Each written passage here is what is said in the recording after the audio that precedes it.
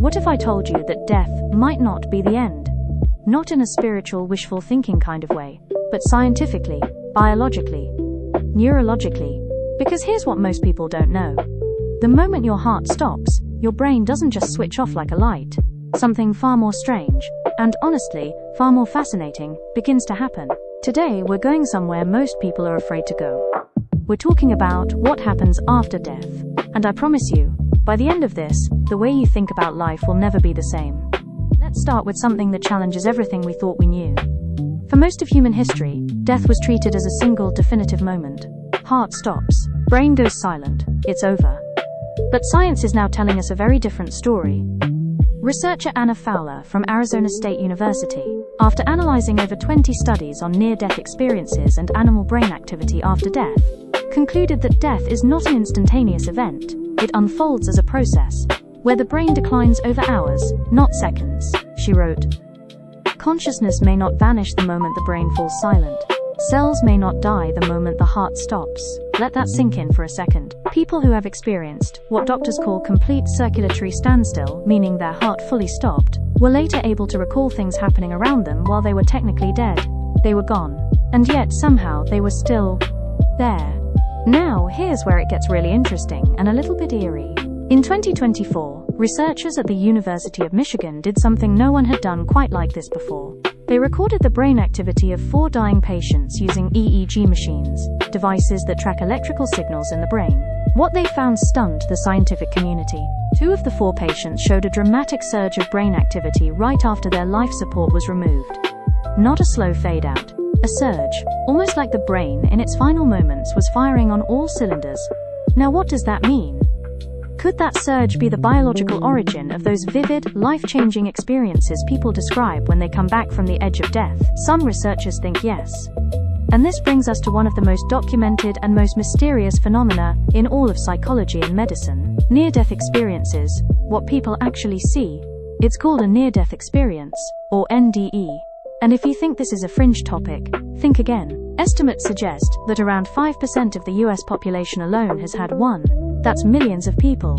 Ordinary people, doctors, teachers, children, atheists, who went to the edge of death and came back with remarkably similar stories. So what do they see? Almost universally, people report floating above their own body, watching doctors work on them from the ceiling, moving through a tunnel toward a bright, warm light. A deep, overwhelming feeling of peace, like every fear they'd ever had, just dissolved. A life review, reliving their most significant memories in vivid detail, encountering deceased loved ones or what they describe as spiritual beings. And here's what makes this so hard to dismiss. People describe these experiences with unusual clarity and detail, even decades later. Unlike regular memories that fade, NDE memories stay sharp, vivid, real. One of the most striking cases involved a woman named Pam Reynolds. She underwent brain surgery so extreme that her body temperature was lowered, her heartbeat and breathing were stopped, and her brain waves went completely flat. Clinically, she was dead, and yet, she came back with detailed, accurate descriptions of the surgical tools used on her, conversations the medical team had, and experiences she couldn't possibly have perceived with a non-functioning brain.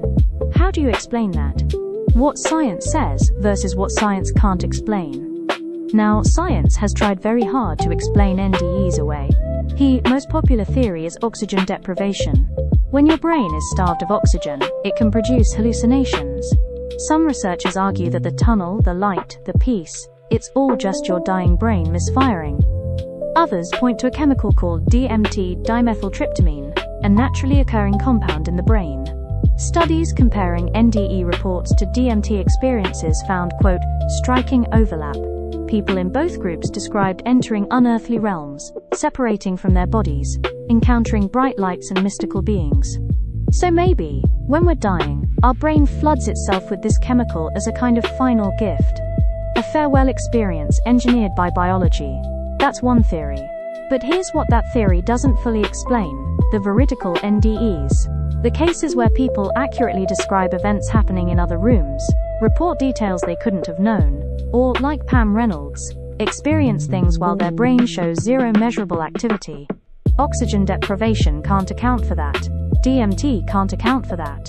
And that gap, that space between what science can explain and what it can't, is where things get genuinely profound. Here's the part 1 find most fascinating from a psychological standpoint.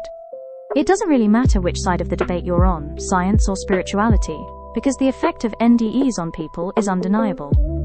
Studies consistently show that people who go through a near-death experience come back fundamentally changed. They become less afraid of death, less materialistic, more compassionate, more present. They stop chasing things that don't matter and start valuing the people in front of them. Researchers at Johns Hopkins compared thousands of people who'd had NDEs, psychedelic experiences, and other mystical states, and found remarkably similar long-term outcomes across all 3 groups: reduced fear of death, lasting positive life changes, and a deeper sense of meaning.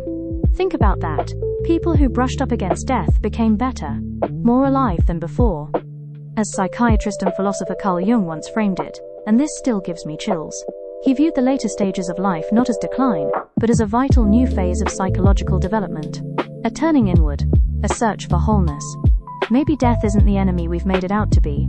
Maybe, psychologically speaking, our awareness of death is one of the most powerful motivators for actually living. So what does happen after death?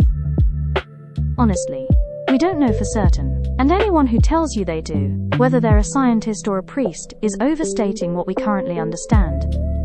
But here's what we do know. Death is not the sudden off switch we assumed it was. The brain has moments of extraordinary activity as life ends. Millions of people have reported vivid, consistent, life-changing experiences at the edge of death. And those who return from that edge tend to live differently. More intentionally. More lovingly. Maybe the question isn't just cultural. What happens after death? Maybe the better question is, what are you doing with the life you have right now? Because if there's one thing these studies teach us, death, in all its mystery, has a way of making life feel urgent, meaningful, worth paying attention to. And that might be the most important psychological truth of all.